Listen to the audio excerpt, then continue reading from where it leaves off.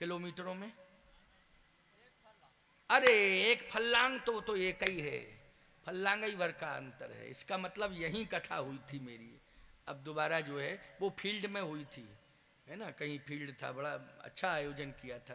क्यों भाई शिव प्रताप जी, वकील साहब, कहाँ पर है वो फील्ड? दूर है? अब तो उस फील्ड में दोबारा तभी पहुंचेंगे जब कथा होगी तभी उस फील्ड में पहुंचना होगा, है ना। ये आयोजन भी गंगे परिवार के द्वारा बहुत अच्छा हो रहा है। अच्छा संकल्प है। कथा कराने का संकल्प जो ले ले, ये समझ लेना चाहिए कि भगवान की कृपा के द्वारा उसका मंगल होना है। कलिमल हरण मंगल करण तुलसी कथा रघुनाथ की। इसका मतलब है कथा मंगल करती है, तो कथा कराने की प्रेरणा जिसके भी मन में आ गई हो उसका मंगल होना है। किसके द्वारा? कथा के द्वारा। ये प्रमाण तुलसीदास जी का दे रहा हूं, तभी बोलता हूं, वैसे अप्रमाणित बात नहीं। आज मंगल मूर्ति हनुमान जी सुग्रीव का मंगल करने के लिए भगवान को मंगल भवन को लेके पहुंच गए। भगवान क्या है? मंगल भवन अमंगलहारी,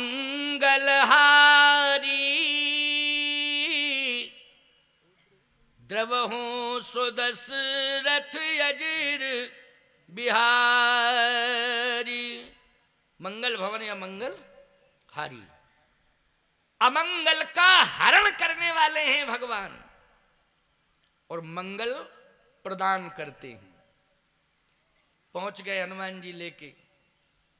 सुग्रीव ने देखा, बोले इनमें अलौकिकता है, अलौकिक सौंदर्य है, ऐसा तो मैंने जीवन में कभी देखा नहीं है। दौड़ पड़ा भगवान की ओर।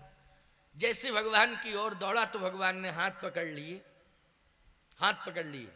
एक बात आपको बतावें, हाथ पकड़ने के कई अर्थ होते हैं।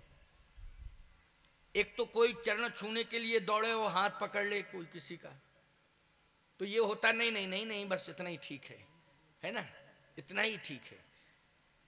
चलो ये भी एक शिष्टाचार है कि कोई छूने को दौड़ रहा तो कोई पकड़ रहा है, ये भी एक शिष्टाचार है।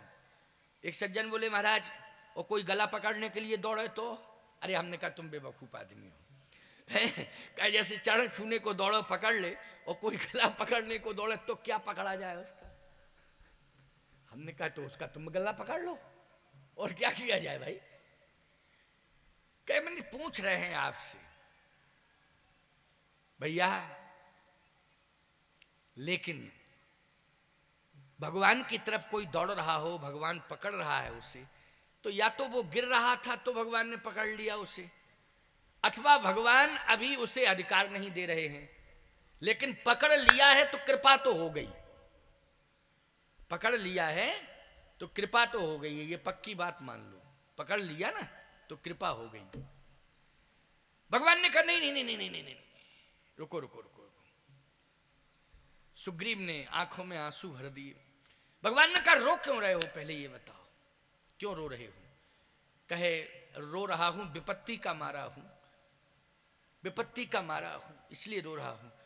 हनुमान जी ने सुग्रीव जी से कहा कि अभी रुकिए, अभी विपत्ति सुनाओ नहीं, अभी विपत्ति सुनाने का समय नहीं। कोई आवे और विपत्ति सुनाओ उसको सीधे, ये तरीका ठीक नहीं होता। क्यों भैया? कोई आवे तो पहले सामान्य बात करो उससे, कि सीधे विपत्ति सुनाना शुरू कर दो। धीरे धीरे धीरे धीरे धीरे धीरे धीरे धीरे बोलो सुनाना चाहिए कि नहीं सुनाना चाहिए, कि सीधे विपत्ति सुनाना शुरू कर दो। रुको रुको, अभी अभी विपत्ति सुनाने की जरूरत नहीं है। तब तक हनुमान जी अग्नि लेके आ गए। अग्नि, राम जी ने कहा ये अग्नि कैसी आ गई, अग्नि कैसी आई ये? कहे सरकार अग्नि के माध्यम से हम मित्रता कराना चाहते हैं। देखो पहले अग्नि को साक्षी करके मित्रता होती थी। संबंध जो भी बनते थे मधुर संबंध, उसमें माध्यम किसको बनाया जाता था? हम तो कहते हैं पुरानी परंपरा में जो मितानी की परंपरा थी, मितान की, उसमें भी कहीं ना कहीं अग्नि का समावेश रहता था। अरे अग्नि का तो है, खान पान तो करते थे, भोजन पानी कराते थे कि नहीं? तो किससे बनाते थे? किससे बनाते थे पहले? अग्नि ही माध्यम बनती है ना भोजन निर्माण में। विवाह होता था तो किसके फेरे देते थे? हाँ, अग्नि महत्वपूर्ण है। अग्नि से ही भगवान प्रकट हुए हैं, यज्ञ से प्रकट हुए हैं ना। तो किससे प्रकट हुए हैं? यज्ञ से। अग्नि, अग्नि लेके आया हूं, क्यों? मित्रता करानी है, साक्षी कर रहा हूं अग्नि को। अग्नि सबसे बड़ी साक्षी होती है प्यारे। एक बात बताएं आपको, हर संस्कारों में अग्नि साक्षी रहती है, जन्म से लेकर के अंतिम संस्कार तक। बोलो कौन साक्षी रहती है? अग्नि साक्षी रहती है। अग्नि के बिना तो काम चल ही नहीं सकता है। अब लोग जिद करें जबरदस्ती अग्नि को न साक्षी बनावें, एक गाड़ गूड़ दें तो अलग बात है, लेकिन अग्नि माध्यम है, बिना अग्नि के काम चलने वाला नहीं है। मैं कहता हूं जठराग्नि अगर नहीं होगी तो मर जाओगे, भोजन ही नहीं पच सकता है। बोलो भाई, बाहर की अग्नि से दूर रहो, अंदर की अग्नि से कहां दूर रह पाओगे? और दूर रहो तो मरे मरे। जठराग्नि से अगर दूर हो जाओगे तो बोलो मरोगे कि नहीं मरोगे? बचोगे? इसलिए अग्नि साक्षात ईश्वर के रूप में है। किसके रूप में है? ईश्वर के रूप में। चंद्रदेव प्रकाश दे रहे, शीतलता दे रहे हैं, सूर्यदेव उष्णता दे रहे हैं, प्रकाश दे रहे हैं। चंद्र की शीतलता ईमानदारी से बताओ प्रत्यक्ष प्रमाण है कि नहीं?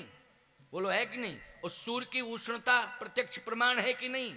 सूर्य प्रत्यक्ष देवता हो गए कि नहीं? दर्शन दे रहे हैं। चंद्र प्रत्यक्ष देवता हो गए हैं, रात्रि में दर्शन देते हैं। अग्नि प्रत्यक्ष देवता है कि नहीं? दर्शन देती है। बोलो ये प्रत्यक्ष है कि नहीं? इनमें किसी प्रकार की कोई शंका कोई करे, जबरदस्ती करना चाहे तो मूर्ख है, वो महामूर्ख है। शंका करने की आवश्यकता नहीं है। भगवान किसी न किसी रूप में, और मैं कहता हूं अगर किसी को पृथ्वी में ही अंदर समाहित कर दिया जाता है गड्ढा खोद करके, तो आखिर वो पृथ्वी भी तो देवी है साक्षात। बोलो प्रत्यक्ष है कि नहीं? है कि नहीं? इससे बड़ा प्रमाण और क्या हो सकता है? इस पृथ्वी को धारण करने की क्षमता किसी सरकार में नहीं है। इस पृथ्वी को धारण करने की क्षमता तो अखिल ब्रह्मांड नायक सरकार के एक विशेष पार्षद श्री शेषनाग जी महाराज में है, जो पृथ्वी को धारण किए हुए हैं। बोलो भगवान के विशेष पार्षद हैं कि नहीं? विशेष सेवक है नहीं? कौन? शेषनाग जी। वही पृथ्वी को धारण किए हैं कि नहीं? किस सरकार में? विश्व की जितनी राष्ट्र की सरकारें होंगी, किसी में क्षमता है कि कोई वैज्ञानिक, कोई माई का लाल बता दे, कोई वैज्ञानिक ऐसा कि पृथ्वी को धारण करने की क्षमता रखने वाला कोई यंत्र बना दे? बोलो भाई। शेषनाग की ही व्यवस्था है कि नहीं व्यवस्था? शेषनाग की ही। भूकंप रोकने के लिए उपाय किए जाते हैं। बोलो किए जाते हैं कि नहीं? लेकिन धरती टिकी रहे जिसके ऊपर, बोलो भाई। आप कहो महाराज धरती को टिकाने के लिए तमाम उपाय, कोई उपाय नहीं। क्या उपाय हैं भैया जरा बता दो। मकान टिकने के उपाय हैं, लेकिन टिकेंगे धरती पर ही। और जो भी उपाय कर रहा है व्यक्ति पाताल से निकाल रहा है उपाय के धरती पे बना रहा है। बोलो आधार किसको मान रहा है? धरती को ही, कि धरती हिलेगी, मकान नहीं गिरेगा आपका, लेकिन धरती हिलेगी। लेकिन जो भी उपाय सोचा है उसने, उसमें आधार किसको बनाया है? पृथ्वी को बनाया है। इसलिए मैं कहता हूं ये प्रत्यक्ष स्वरूप हैं भगवान के, ये विशेष पार्षद हैं, इन पर विश्वास करो। इसलिए धरती मां को सुबह उठ के प्रणाम किया करो। समझ गए हो कि नहीं? प्रणाम किया करो दिन भर। फिर तुम चाहे थूको, चाहे नहाओ, चाहे कुछ भी करो, लेकिन सबसे पहले कम से कम क्षमा मांग लिया करो। प्रणाम करने का मतलब क्या है? क्षमा मांगना है। क्योंकि कहां करोगे तुम? धरती पर तो सब कार्य करोगे। बोलो गंदगी का त्याग करोगे तो कहां करोगे? पृथ्वी पर करोगे।